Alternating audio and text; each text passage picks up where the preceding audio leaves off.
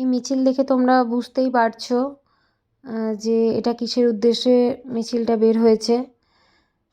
সবাইকে একটা কথাই বলবো, সবাই এক কণ্ঠে বলে ওঠো বিচার চাই। মেয়েরা দুর্গার রূপ, কালীর রূপ, মা লক্ষ্মীর রূপ।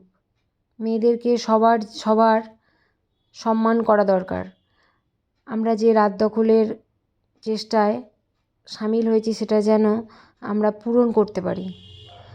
আর মেয়েরা যে আনসেফ ব্যাপারটা আছে সেটা যেন দূর হয়। সবার সন্তান, সবার ছেলে বলো মেয়ে বলো সবারই সন্তান, মায়ের সন্তান, তারা যেন সবাই সুরক্ষিত থাকে। আমি মিছিল থেকে বেরিয়ে চলে এলাম। আমার একটু আনন্দমেলায় কাজ ছিল, সেই কাজগুলো করার জন্য এলাম।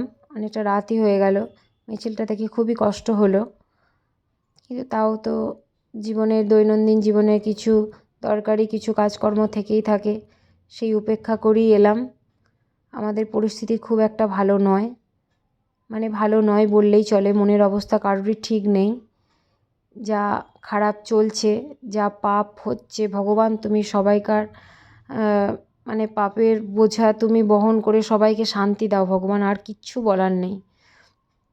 সবাই সুস্থ থেকো, ভালো থেকো, মানে মন থেকে সবাই শান্তিতে থেকো, এটাই কামনা করব। চলো, টাটা।